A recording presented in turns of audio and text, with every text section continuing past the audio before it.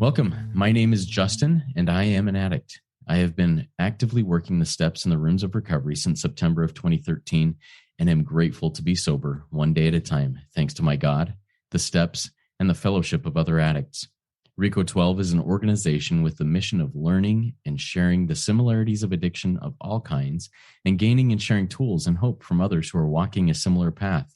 Speakers from our past meetings have represented many fellowships and identify with addictions with such variety as alcoholism, drugs, food, sex, gambling, theft, just to name a few. Each Friday at noon Central Time, we hold a live lunch hour speaker meeting with a recovering addict from anywhere on earth, pertaining to any or no faith tradition, and with any background, who shares their experience, strength, and hope on a specified recovery topic of their choice. For the 12-week period that we started on March 4th, going through May 20th of this year, we are focusing on each of the 12 steps of recovery. Our speaker today will share for 20 to 25 minutes on his experience with step 5, and then the live audience gets the opportunity to ask questions of him for another 20 to 25 minutes. To get weekly invitations to join us, please go to RECO12.com/join us. That's RECO12.com. Submit your email address there to get the reminders and links. Donations and podcast ratings and reviews are greatly appreciated, and details on doing that will be in the chat of the live meeting and also in the show notes of the podcast. If you feel RECO12 is of value, it really does help us and others hear about us by doing the rating and reviews in Apple Podcasts or wherever you listen. It's a great way to work our Step 12. We look forward each week to receiving from the light reflected from our speakers. That light inspires hope, meaning, growth, and worth in each of us, the listening audience. A quick disclaimer: while we hope that these episodes will be helpful to both sponsors and sponsees alike, the 12 weeks of these episodes on the steps are not intended to replace the necessity of working with a sponsor through the steps. We will not be working the steps in these meetings. They are meant only to be a supplement and informative reference on what the steps mean and why they are important to the individual speaking about them. Now, step 5 reads, admitted to God, to ourselves, and to another human being the exact nature of our wrongs. Now, here's a little bit about our guest speaker, Eric H. Eric H. is a 42-year-old practicing Roman Catholic. He was married at the age of 24 while in active addiction. And after having an emotional affair for several months at the age of 40, that same woman introduced him to the SA program. Eric knew that if he was going to continue in addiction, that it would bring shame and damage to himself, his family, and his faith community. He entered the rooms on January 16th of 2020. His oldest daughter, age 5 at the time, was emotionally detaching. Eric was having visions of living his fantasies vicariously through her. These became the founding ideas upon which his first step was built, and why he finds the 5th step so important to recovery. Eric's current mission is to practice these principles in all his affairs and to teach his family to practice them as well. Eric, we're excited to hear from you. The floor is yours. Thanks, Justin, and thank you for letting me be here. I'll start in this vein. God was calling me to be a speaker for one of these 12 steps, and I didn't want to. I thought there were other people much more qualified than myself to be a part of this 12-step series, and what ended up happening is over time, listening to the other podcasts, you kept asking for speakers and speakers and speakers. And finally I reached out and I said, okay, if there's an open spot, I'll take it.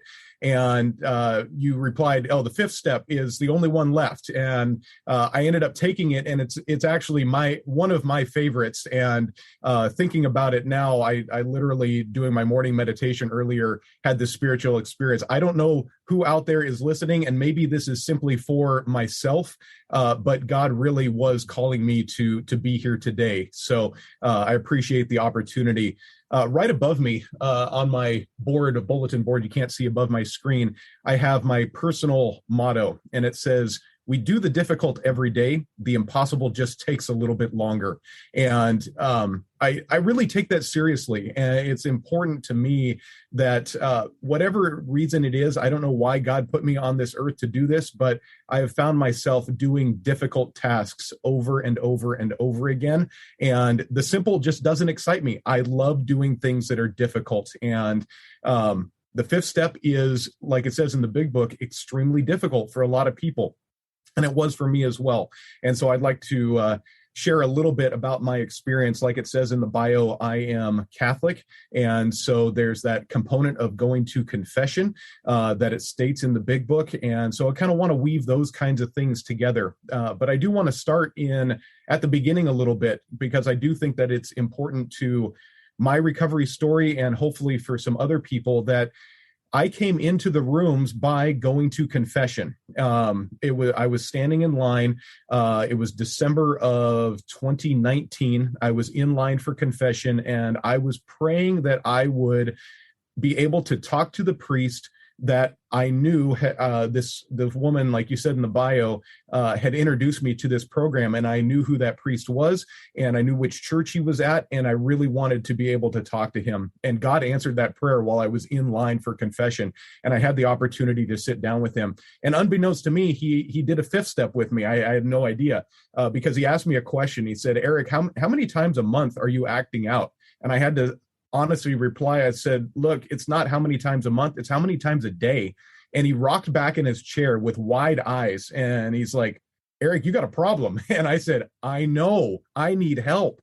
And that was the impetus for being led into the rooms of SA, and the genesis of my recovery journey. And for that, I am eternally grateful. So I'm going to pull out my big book of Alcoholics Anonymous. I wrote some notes down just for my own remembering. And the first thing that comes to mind is the fifth step comes at the very beginning of chapter 6 of the big book of Alcoholics Anonymous. And the chapter is titled Into Action. And for me, action has been a big part of who I am and my life. There are some people I know that enjoy watching sports. I hate watching sports, but throw me a ball, invite me to play a game, I'm in. Like, I love doing the action. I don't enjoy spectating necessarily. And so it's interesting to me that the first 4 steps are really about introspection. And I love our previous 4 speakers that have shared on the 4 steps. I've taken something away from every single one of those people that have shared on that. And then the fifth step is really the nuts and bolts. It's the capstone. I'll get to that in a minute, but it's this idea that the first 4, where we take individual actions, I figure out who God is in my life, the God that was wrong and the God that I want to have in my life. And then I make an inventory of all the things that I want to make an inventory about, all my character defects, my fears, all of the things. And then we step into action. We take the fifth step. And like the big book says, it says, if we skip this vital step, and I think that's important, if we skip this vital step, we may not overcome drinking or whatever our addiction might be. And I believe that to be true.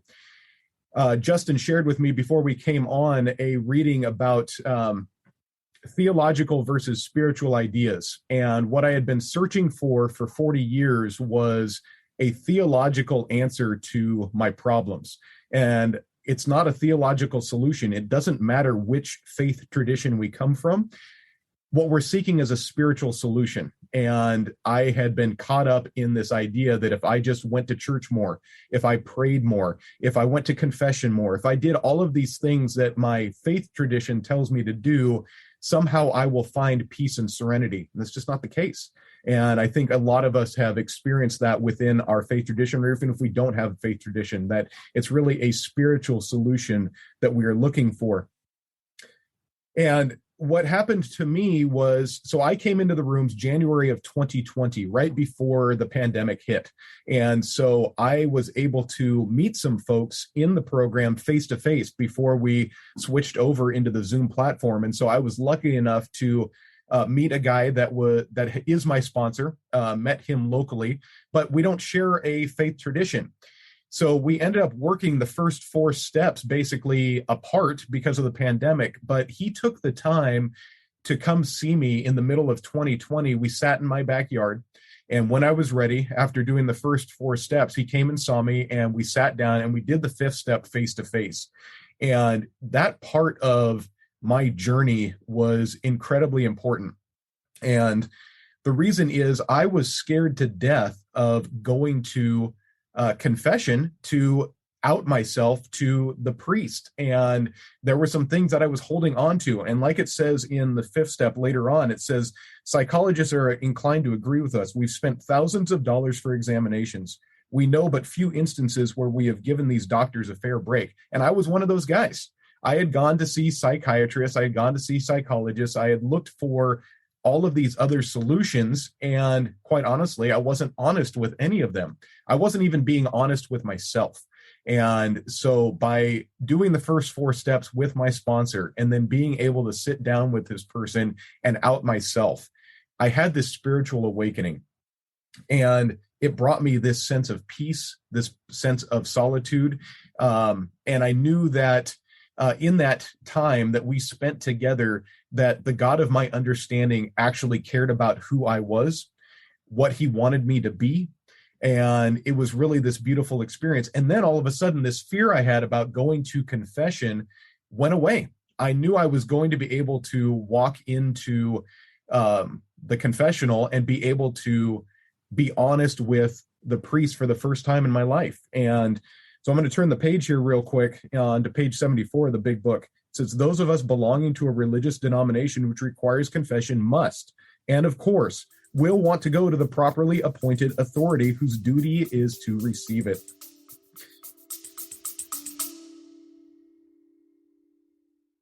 Stress and trauma happen inside of the body, which means we can heal them through the body. My name is Luis Mojica. I'm a somatic therapist, nutritionist, and host of the Holistic Life Navigation podcast. Join me each week as I teach you how to release stress and trauma through listening to your body, using nutrition, somatic experiencing, and other holistic practices. You can listen at the Holistic Life Navigation podcast or at holisticlifenavigation.com. You know, that was really, really difficult. It's an interesting story because I called up. So the same priest that I talked to back in December of 2019, I ended up going to give my 5th step confession to. And when I called him up on the phone and said, hey, can you hear my confession? He said, sure, stop on by. And he gave me a window. And so I showed up and he said, okay, I've got 15 minutes right now between whatever activity he was doing. And then he was going to go say mass for his congregation. And I said, all right, well, I need to do this 5th step confession real quick. And he looks at me again with those same big eyes. He said, Eric, we need more time than that. And, and he's like, why didn't you tell me? I don't know. I just asked for confession. You said yes. So anyway, we had to make another appointment. And we went back and I spent an hour and a half with this gentleman and going through all of these different things that I had already gone through with my sponsor. But those of us that are Catholic know that if we don't make a good confession, meaning that we purposely leave things out, it doesn't count. And for many years, I had been lying to my priests. I'd been lying to people in my faith community. And honestly, I'd been lying to myself. And by doing the 5th step, it was an opportunity for me to stop lying to everybody, including myself. And I didn't realize how deep those lies actually ran in my own body. I thought I was a very truthful person. I thought I was an honest person. And in many ways I am. But there is a vein of me that wants to be dishonest. And like it says other places in the big book, you know, I was a very good actor. I could put on a facade. I could show people side of me. And I think our previous speaker, either the 3rd or the 4th, talked about this, that all of a sudden the different circles we run in, we're trying to be the actor for all these different circles, and it doesn't make sense. And I'm glad not to have to do that anymore, that I can be Eric H in all of these different circles and I can be myself, and I don't need to be scared or afraid of that anymore. So, you know, it's one of the things that I a lot of depraved things that I do as a sexaholic, but Justin read it in my bio, and I think it's really important to my own spiritual journey is, you know, there's 3 things that I find incredibly important. One is my relationship with God, and that has only been strengthened through working the 12 steps. Like I said, I didn't need a theological solution. I needed a spiritual solution, and I found that working the 12 steps. The second is a relationship with my wife, and that has been strengthened as well by working the 12 steps of recovery. And the third is with my children. And I don't know how many people know the Pareto principle or the 80-20 rule, but those are the 80%. Like the other 20% pale in comparison to those three things in my life. And my oldest daughter, I was still in active addiction when she was born, and for some very formative years of my life. And I look at her, she turns 8 in about a month. And she's an important part of my recovery journey. And I talk about her all the time because there is a distinct line in the sand between when I was acting out actively and now that I'm in recovery. And it's not perfect, but I can see her making progress and I can see myself making progress. And it's this beautiful thing to be a witness to that.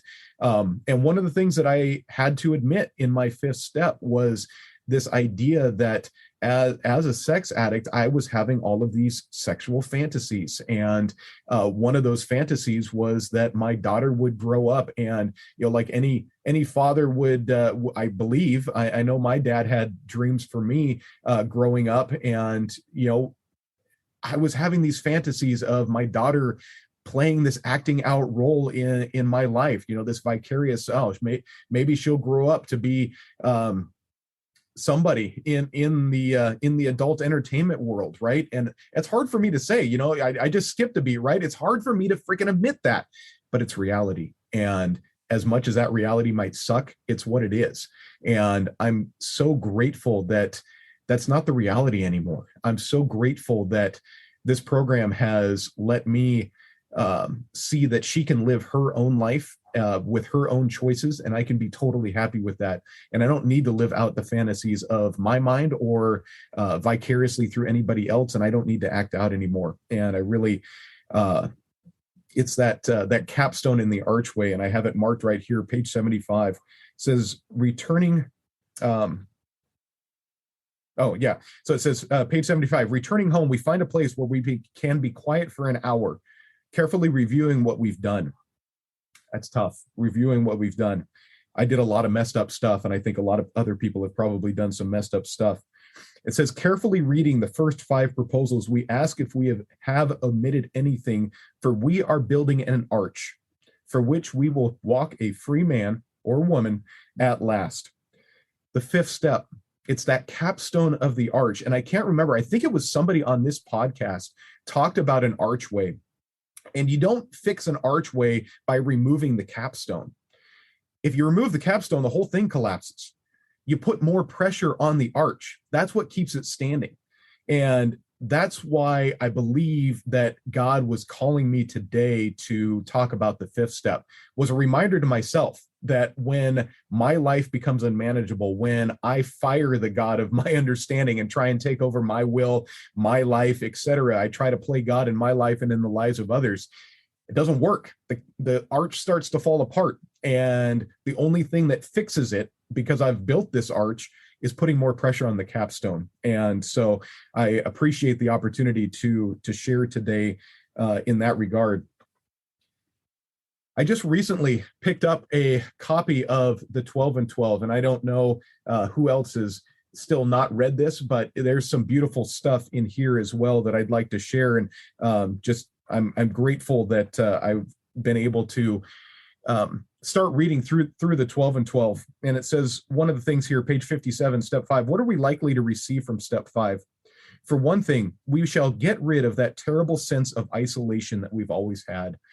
I don't know how many other people out there are like me, but I have felt extremely isolated. I felt extremely lonely. I was bullied a lot as a kid, and part of my acting out, part of my early acting out was trying to be a chameleon because I didn't know how to act in the world. I was trying to be everything to everybody. People please, that's one of my character defects.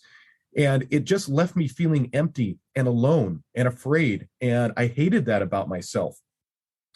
Right? It says, almost without exception, alcoholics are tortured by loneliness. Even before our drinking got bad and people began to cut us off, nearly all of us suffered from that feeling that we didn't quite belong. And I hated that feeling. I hated that feeling of not belonging. And it's in this program that I have found a place where I belong, a place where I feel comfortable. it's absolutely amazing to me every day that I get to wake up and talk to people like Justin, like other people in my program, that are going through a similar path. And we both smile and nod our heads and say, yeah, I relate. I get that. This makes sense. I've had the same experience. And all of a sudden, that loneliness, that isolation, whatever it is, it's like, oh, I'm not the only person. Right. And, it's thinking back about the other 4 people that have done these presentations, right? I've listened to and related to every one of those shares in some way, shape, or form, right? There was something from the first step that I related to, something from the second step. Sarvi started talking about her kids. It's like, yeah, I relate. I've got kids of my own. Cameron and Harvey, right? The third and the fourth step, I can relate to a lot of what they said. And it's just awesome that I am not the only person going through this. It's awesome that I don't have to make any of this stuff up. It's common to all of us, right? And I love that about our program. And then I think I will finish here. Page 59 from the 12 and 12, it says, hence it was most evident that a solitary self-appraisal and the admission of our defects based upon that alone wouldn't be nearly enough. It's not enough to just say, I have a problem. We have to do something else. We'd have to have outside help if we were to surely know and admit the truth about ourselves, the help of God and another human being. And, what I read in that, what I've learned about myself is this outside help idea. What was I working on for 40 years? What was that outside help? And it was my acting out. It was my addiction. It was this external presence of, in my life, a sexual addiction. And that was the outside help. That was the spiritual connection that I was yearning for and craving for, and it never felt quite right. And what's the outside help that I get in this program? I get to turn to others and say, I need help. I don't need to listen to other people's advice, but when I turn to somebody and I say, I need help, there's that spiritual connection that occurs. And it's not one of addiction. It's not one that goes away. I was reading in my own spiritual literature today about the thirsting for something more, the thirsting for something eternal, and the quenching of that thirst for something eternal. And I find that in the program. It's that spiritual connection. I don't need like I said, I don't need a theological connection to somebody. I need a spiritual connection to somebody. And that's what this program gives. I can't explain it. I really can't explain it. It's absolutely a miracle to me that, I started with, we do the difficult every day. The steps aren't easy. They're difficult. I remember, I think it was last week, you had a discussion with somebody about what the term trudge means. And, somebody had told me, I was listening to the recording, and I remember that coming up, and somebody told me that trudge isn't necessarily just kind of mucking along, although it can be. Trudge simply means to walk with purpose. And the steps have taught me to walk with purpose. And sometimes you got to walk through the mud and it sucks. And it's difficult. But like the last line of my mantra says, the impossible just takes a little bit longer. And I'm 2+ years into this program. I'm not done yet. The impossible's still happening, but God's making the impossible happen. I don't have to make it happen. I just got to do what he asked me to do every single day. And sometimes it's difficult. Sometimes it's not easy. Sometimes it really sucks. But he's making the impossible happen. And for that, I am eternally grateful. And I will end there and turn it back over to you, Justin. Thank you. Thank you so much, Eric. I really appreciate you sharing your experience, strength, and hope there on step 5.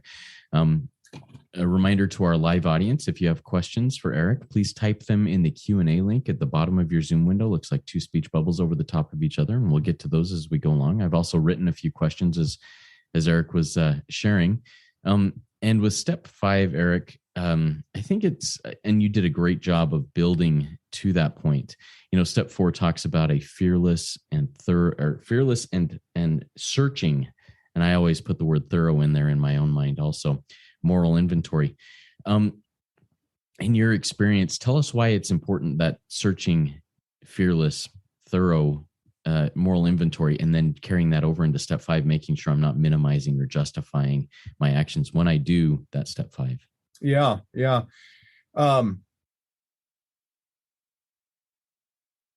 Sorry, can you rephrase the question a little bit? Yeah, happy to. So with the searching and thorough and fearless moral inventory, why do you feel it important to also be completely honest, searching, fearless and thorough in doing the confession part of step 5 with another human being? Oh yeah, thank you. Excuse me. So it's one thing to be thorough with myself.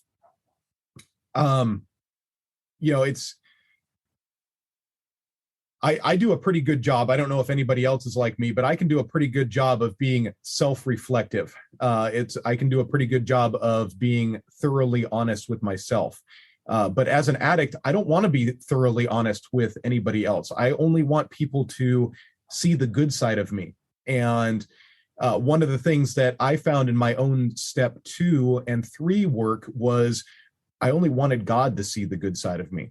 And I was scared to death of admitting to him my faults.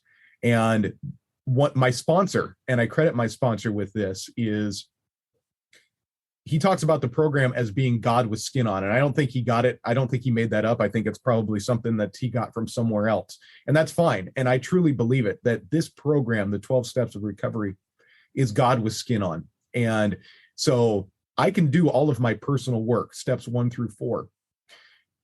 But if I'm not willing to be honest with another human being, I've found for myself, I'm not actually being honest with myself. And I do this on a daily basis. Step 10 inventory with a DSR partner. Is there anything that I'm hiding? Is there anything that I have not uncovered or am not being honest about? And that's a daily routine. And that's why I find step 5 so important. You do it the first time to clean house. Or at least that's what I did. I did it the first time to clean house, to be totally honest with myself and speak those things out loud. And the same is true for my faith tradition, right? Why do I speak these things out loud? And what's interesting to me is in our faith tradition, we don't do it as much anymore, but there is the option of having the veil or the curtain in front between me and the priest. And honestly, I look at it from a 12-step program option, right? That there's a certain amount of anonymity that comes from the veil being between me and the priest.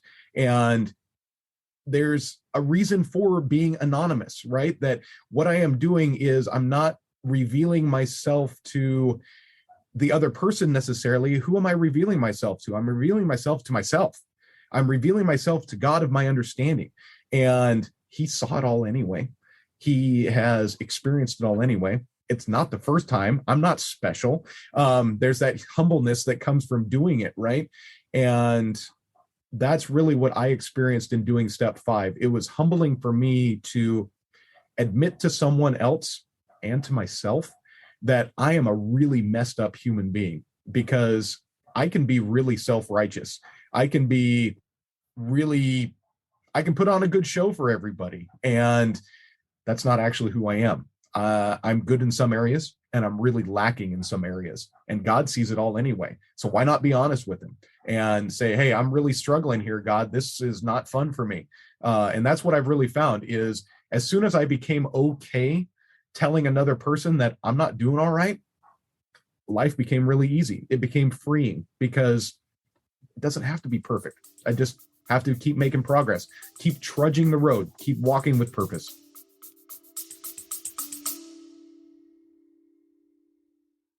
A higher consumption of vegetables may cut your odds of developing depression by as much as 62%. An American Cancer Society study found that women who sit for more than 6 hours a day have a 40% higher death rate. Hi, my name is Maya Acosta, and I'm a health and wellness educator and host of the Healthy Lifestyle Solutions podcast. Join me and the amazing people that I get to talk to as I set out to learn how to improve our quality of life and increase our longevity. You can listen at the Healthy Lifestyle Solutions podcast or at healthylifestylesolutions.org. Yeah, thank you so much for going into that and delving a little bit deeper into that. We have question from Zach from our live audience. He says, "Thank you for your share, Eric. I struggle with perfectionism and have tried to make my step 4 perfect. And I worried if I was sharing everything I needed to share. Could you share your experience on finding a balance between healthy thoroughness versus unhealthy perfectionism in working the steps?" I can, I think. And one of the things I learned by doing step 4 is, and any of the other steps, it doesn't necessarily need to be perfect the first time around. And that's hard as a perfectionist. I strive for perfection. And that's not a bad thing to strive for perfection. There's also some grace in recognizing that things don't need to be perfect to be wonderful. And I've also learned that by working the steps. In fact, my step 4, I spent a long time because I tend to revert to a perfect form of the English language, right? And resentment to me was those things I was carrying around that were like super high level, right? Things that I was just super pissed about. And it took me a long time to come to the understanding, and working with my sponsor gave me a lot of grace. And he worked with me because he wasn't understanding it either. And I had talked to other people in my program. I said, I'm not getting this step 4 thing. I just don't understand. And what we finally came to the realization, he sat me down one time. He's like, "Eric, I had 3 or 4 things on my resentment list. That's all I had. And I kept saying, I'm done. He's like, "You can't be done." I kept saying, "I'm done. I don't know. I'm not resentful of a whole lot of things." And he said, "Okay, I think we got a difference of opinion in terms of the definition resentment." And he finally said, "Eric, are you mildly annoyed with people?" And I said, "Yeah, I'm mildly annoyed with a lot of people." He said, "Okay, start there. Start with all your mild annoyances and write all of those down." And that's where I started. That became the genesis for my real step 4. Was there were a whole bunch of people that I was mildly annoyed with from high school, from my college years, from all of these things, right? And all of a sudden that became, and then it started to click. Oh, these are my resentments. And quite honestly, sometimes I still have to work step 4 because resentments pop up. I was talking to Justin earlier today. Had a resentment pop up between him and I. And I immediately, it was about 3 seconds long, I'll be honest about that, because I realized my part was like way bigger than Justin's part. So I came to that realization very quickly. So it's okay if it's not perfect. You'll come back to it. And I found that with other steps too. Step 9, especially working with my family and things like that. There's things that I know haven't come up yet, that one day will come to light. God will disclose to me how I've hurt people in my family, especially, and I'm ready to make amends when that comes up. So it doesn't necessarily need to be perfect. Just do the best you can. Awesome. Thank you, Eric. And I'm glad to know that we're good again. So awesome. One other question I have here, and once again, a reminder to our live audience, if you have a question for Eric, type it in the Q&A link at the bottom of your window. You talked about the archway, and the way to repair and fortify an archway is to put more pressure on it. What are some ways that you have experienced, either, voluntarily putting pressure on that archway or having that pressure put on there to help strengthen that archway rather than pulling out the keystone or any of the other pieces? Yeah, I think so. One of the things that comes to mind right now is listening to the step 3 and step 4 talks. I've been having some real challenges in my life recently. My business that I get paid for is a family business, and so that comes with its own set of family dynamics, dysfunctions, etc. And that's causing stress.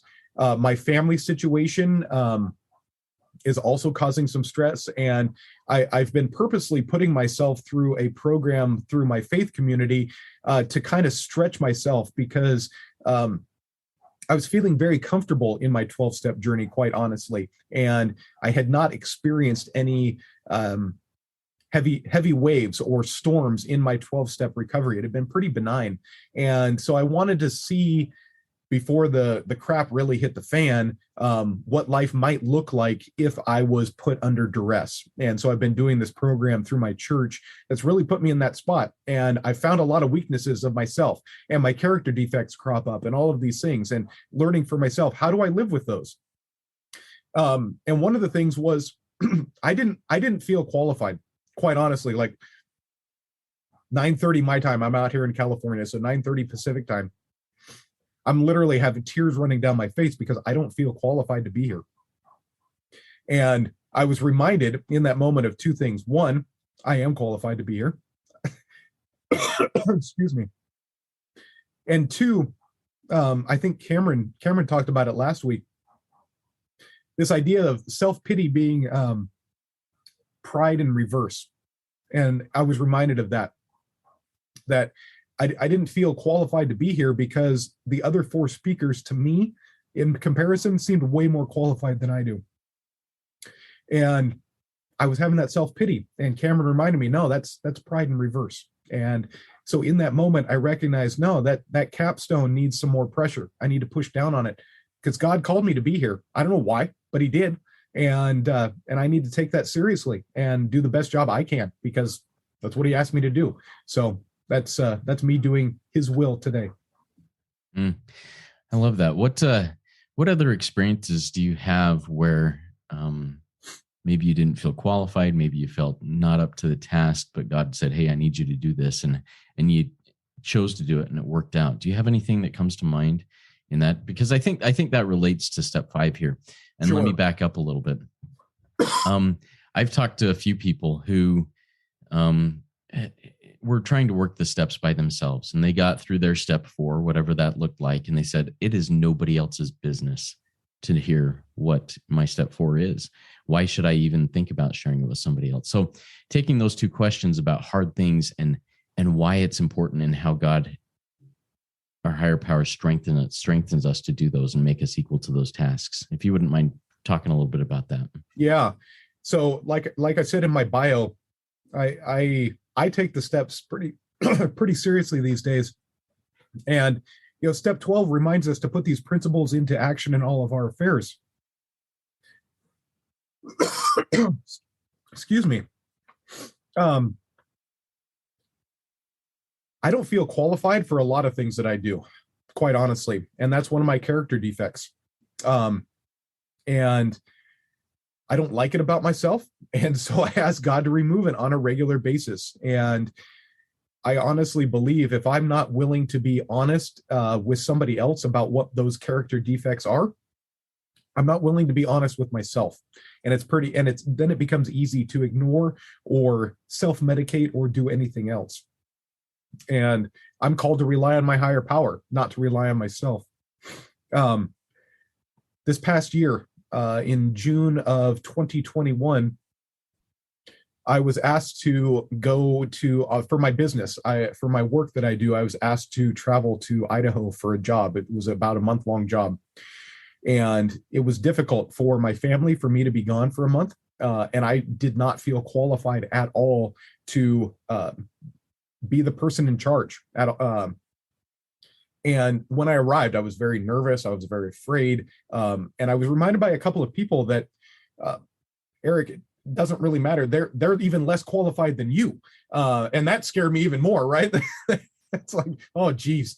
But after that job was done and I had this sense of accomplishment, I did a decent enough job.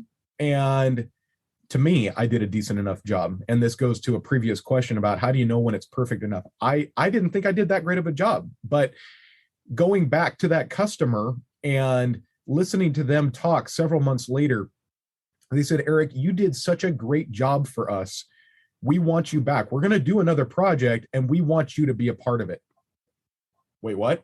So apparently I have a skill set that I might not even acknowledge in myself. And I think that's why the 5th step is so important, right? That sometimes I don't even want to acknowledge to myself that I'm a good and decent human being, right? I'm so hard on myself. That's another one of my character defects is I'm super hard on myself. I people please, I'm hard on myself, and I want to do everything perfectly. And that's a perfect storm for self-destruction.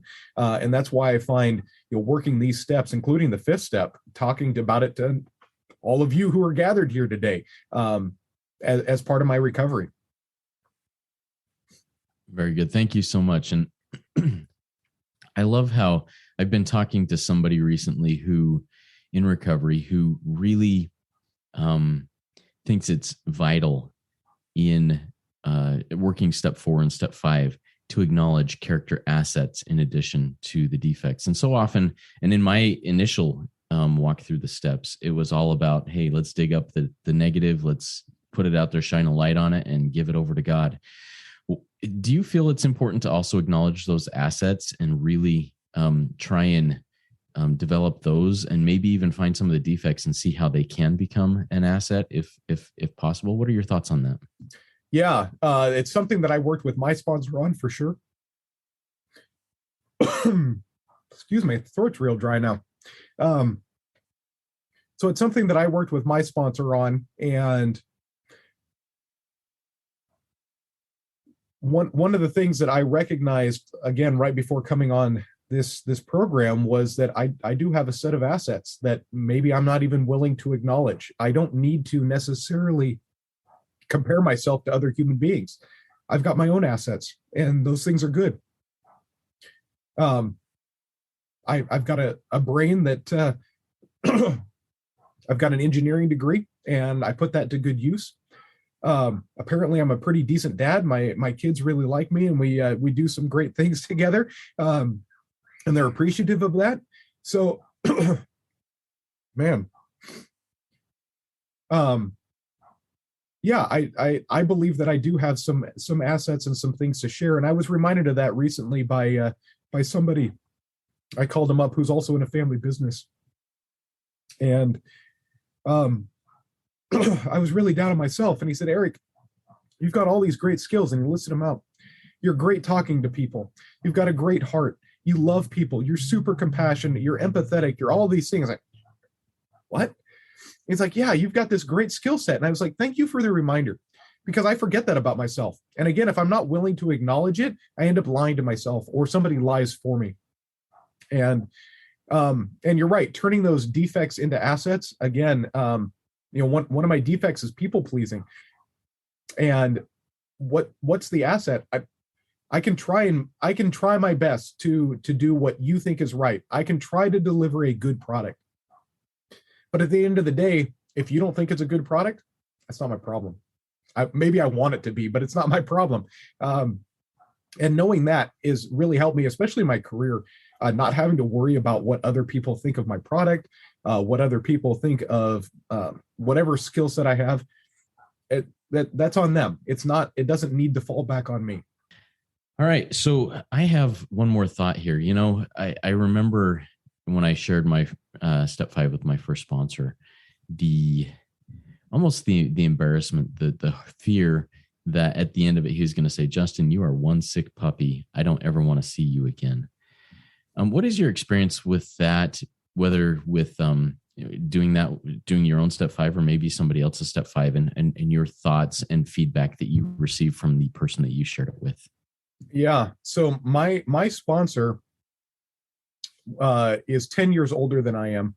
And when I first came into the rooms, take another drink, he shared a story with me, his personal story. And I had a vision before I even walked into the rooms of recovery of where my life was going. And he laid it out, 10 years older than me. And I knew 10 years down the road, I was going to be in that same exact spot. So he's done stuff. I consider myself a pretty high bottom. And I've listened to other people share that have much lower bottoms than I do. And he's got a lower bottom than I do. The fact is that I'm 2 years into this program. Could I go back out there and start doing those same things? I absolutely could. And I acknowledge that on a daily basis, that today is just today. Tomorrow I can choose another way. And I don't necessarily want that lifestyle, but every once in a while there's a trigger that says, oh man, this thing would be really enjoyable. And I listen to other people's shares about their experiences, and it's not my experience, but every once in a while one of those things is super triggering. It's like, oh yeah, that might actually be fun to try. And thankfully I'm still sober today, but recognize that that might not always be the case. So I'm certainly grateful for the fact that I didn't fall as far as quote unquote somebody else. And I was talking yesterday about not judging other people, and I certainly didn't feel judged in my fifth step, and I don't judge other people as much either, because I recognize that just because I haven't fallen that far doesn't mean that I won't fall that far. And the reality is, God gives us whatever amount of ladder in the hole necessary to climb our way out. And then he starts to fill that hole back in. And that's awesome. It doesn't matter how deep the hole is. He's got a way out. That ladder is always longer than the hole is deep. Absolutely. Yeah. So with that, and you mentioned earlier that you're doing a program in your faith that helps you look a little bit deeper into these things. And I have no idea what that program is, but yeah. I have found for me, in addition to doing step 5 and really digging out the actual things of my past, shining a light in the dark recesses of my soul and saying, oh yeah, I could go there. I'm grateful I have not gone there. Now let me really look at it clearly so I can make the decision now that if and when that opportunity ever rises, I know what that looks like going forward, and I will choose not to do it. Sure. What are your thoughts on that type of, I think it's called shadow work if in a lot of places, but what are your thoughts on doing work like that? Do you think that's helpful or harmful, or what do you think? Yeah. So when I started doing, and the program's called Exodus 90 through my church. And so it's a 90-day program, and you give up a bunch of things. And one of those is that I'm obligated through this program to fast a couple of times a week.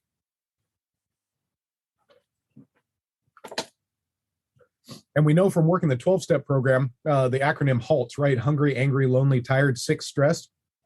Well, if you're fasting a couple of times a week, I've literally been hungry for 90 days straight. And that's a challenge, quite honestly. But doing the shadow work, I didn't know going into the program what I was going to learn. I just knew that God was asking me to stretch myself and not live a life of comfort in the 12 steps. So I didn't know how hungry I was going to be for 90 days. And I've kind of been a jerk to a lot of people, including my family, the last 90 days because of that. And I'm not proud of that. But what it's teaching me is that I've got more work to do.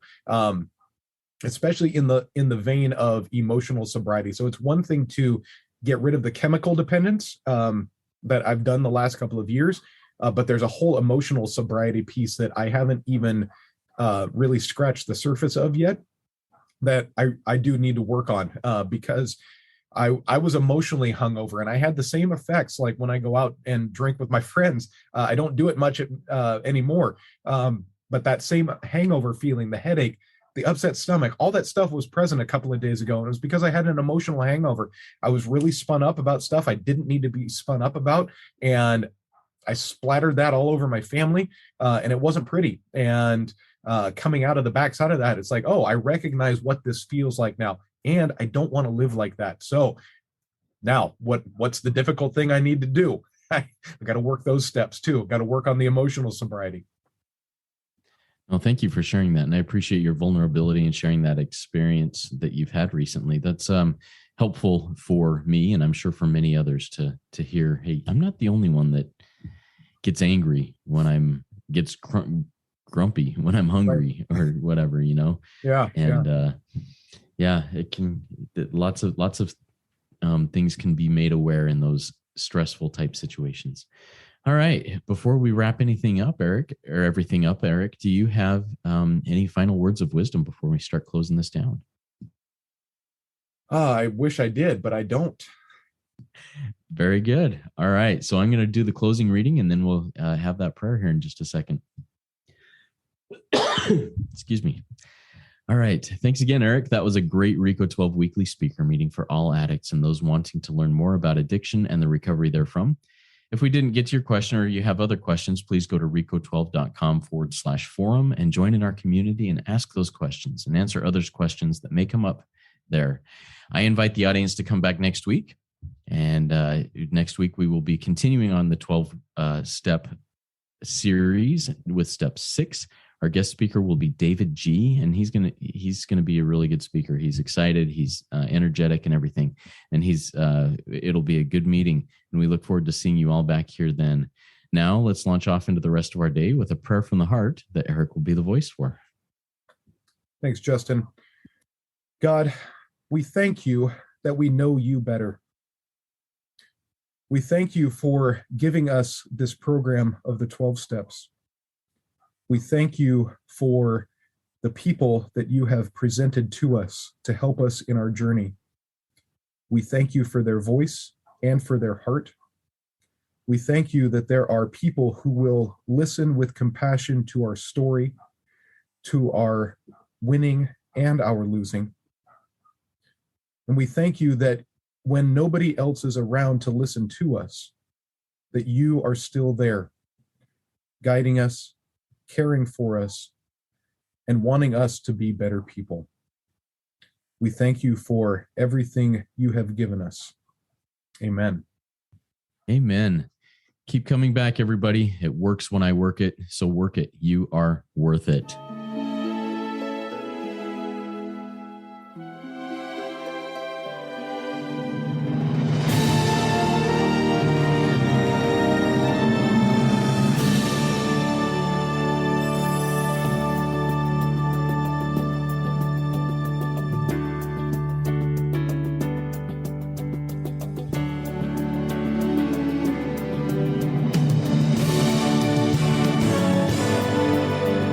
Standing still a moment, carving out this time, reflecting on the landscape of this life of mine. Peaks too high to conquer, streams too wide to cross, troughs too deep to walk through without incurring loss. Yet here I am, still standing tall, despite the rough terrain. One like me survived the storms and walked through wind and rain. Still standing, I will fight the good fight, still searching